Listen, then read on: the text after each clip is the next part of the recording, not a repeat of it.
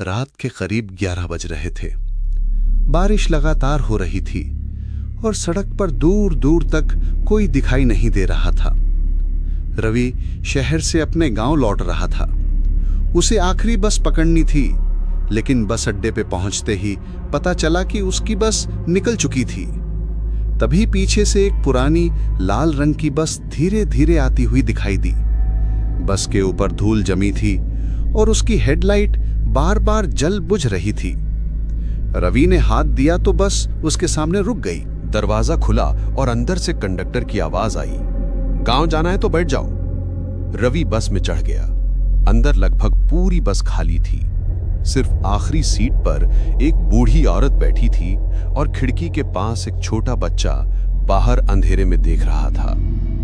रवि ने टिकट मांगा तो कंडक्टर ने बिना उसकी तरफ देखे टिकट उसके हाथ रवि में ने रख टिकट दिया। देखा तो उसके पैरों तले जमीन खिसक गई। टिकट पर तारीख आज की नहीं बल्कि 20 साल पुरानी थी। उसने घबराकर कंडक्टर से पूछा, भैया ये टिकट गलत है।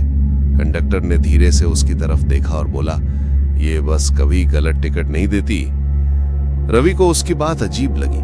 उसने खिड़की से बाहर देखा। बारिश अब भी हो रही थी, लेकिन सड़क पर एक भी गाड़ी नहीं थी। कुछ देर बाद बस एक सुनसान जंगल के बीच पहुंच गई। अचानक बस रुक गई। सारी लाइटें बंद हो गईं। अंधेरे में बच्चे की आवाज आई, माँ, हम घर कब पहुंचेंगे? बूढ़ी औरत ने कांपती आवाज में कहा, बस अब घर पहुंचने वाली है।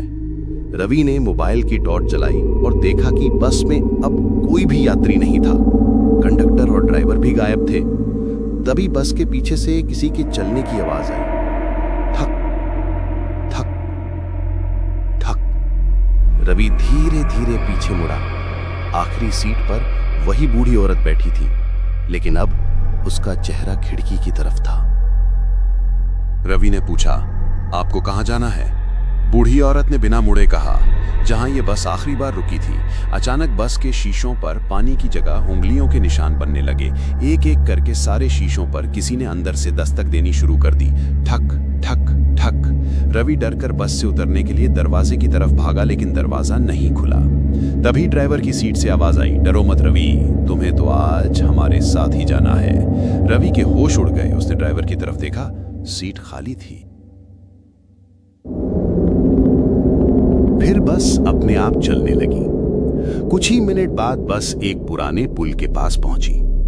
रवि ने बाहर देखा तो पुल के नीचे एक टूटी हुई बस पड़ी थी। उसके पास जंग लगा एक बोर्ड लगा था।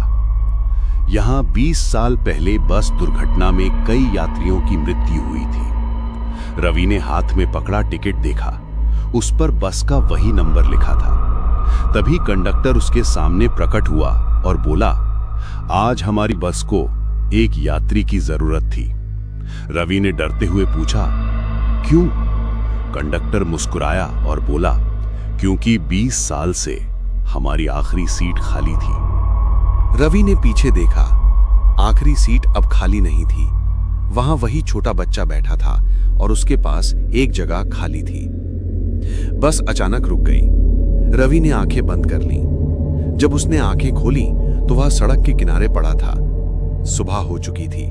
आसपास गांव के लोग खड़े थे। उन्होंने बताया कि उन्हें रवि जंगल के पास बेहोश मिला था। रवि ने तुरंत अपनी जेब टटोली।